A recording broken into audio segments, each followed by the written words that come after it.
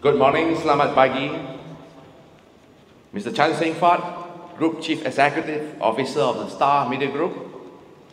Yang berbahagia, Datuk Dr. Jared Sundaraj, Director CIDB, Wilayah Persekutuan Kuala Lumpur. Distinguished guests, ladies and gentlemen. Salam Malaysia Madani. It gives me a great pleasure to address distinguished business leaders at this inaugural Future Cities Summit 2024. I would like to thank Star Media Group and CIDB Malaysia for organizing this important event, which is an avenue for urban planners, developers, government officials, and sustainability experts to gather and engage in insightful discussions about the development of sustainable and technologically advanced cities in Malaysia. Ladies and gentlemen, back in the day, wherever we thought about future cities, we imagined a city futuristic technology, slick, shiny architecture, like a scene out of a science and fiction movies.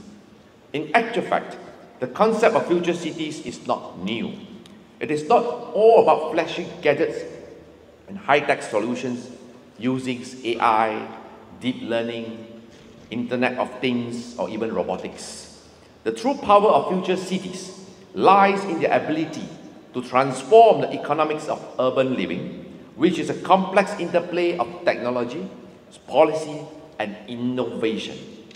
Cities like Zurich, Oslo, Canberra, Geneva, and Singapore have already embraced these smart city concepts.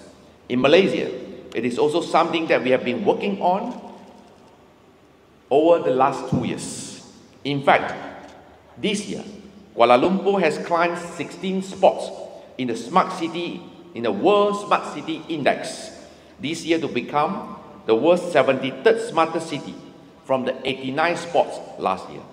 The report has highlighted several commendable performances of KL, including access to make medical appointments and search for job opportunities online. However, definitely more needs to be done.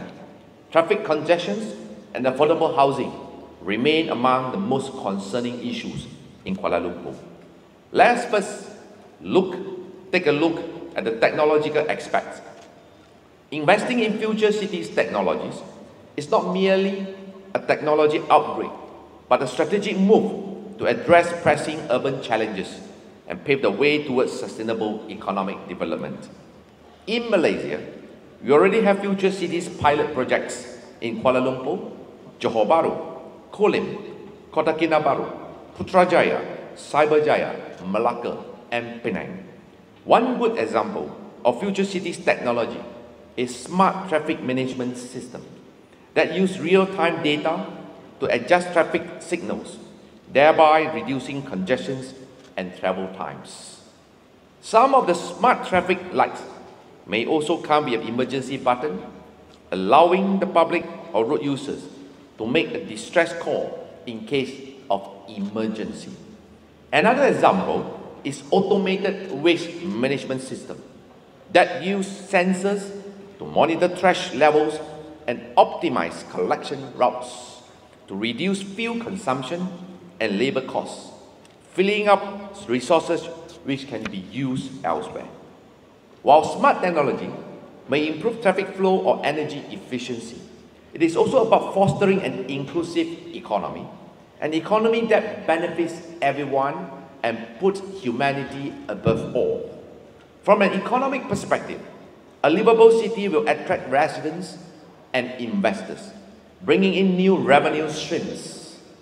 The influx of business and investment increases tax revenues and create jobs, further boosting the local economy. In fact, features such as smart payment solution can also boost the economy of future cities. In the post-COVID-19 era, we have seen many merchants adopt digital wallets, and this is very common in Malaysia now. And if you travel around across borders to our neighboring countries like Thailand, Singapore, many of the time now you do not need to bring cash at all with your digital wallet at at your fingertips. Seamless transactions not only save time, but also enhance economic activity. This will improve visitors' experience in future cities with tourism appeal, encouraging tourists to extend their time of stay and spend more, ultimately boosting the local economy. Ladies and gentlemen, at our ministry, we are constantly working to ensure the right policies and regulations are in place for these plans to crystallize and help shape investment decisions, social and economic growth, as well as to ensure integration and inclusivity. The Smart City concept was established in the 2018 KPKT Smart City Framework, which is a key component to achieving the 17 Sustainable Development Goals SDG and becoming a sustainable nation by 2030. Under the ministry, Urbanist Malaysia, an agency under KPKT, has been tasked to promote the urban sustainability and resilience agenda to achieve the goal of creating livable cities in Malaysia. Today, Malaysia SDG benchmark has reached 43%, which is way above the global average rate of 17%. However, we are also well aware that the room of improvement is definitely high.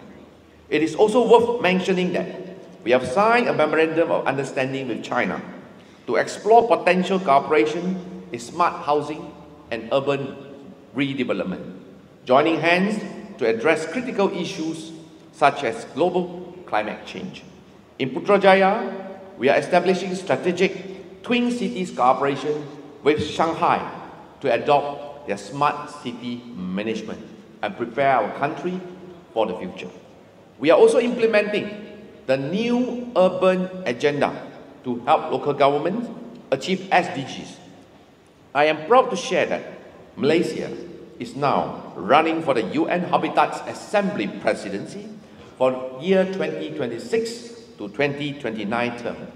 We have received support from ASEAN, China, Russia, and Turkish states, our partners in the Habitat Agenda, as we prepare to assume the ASEAN Chairmanship in 2025.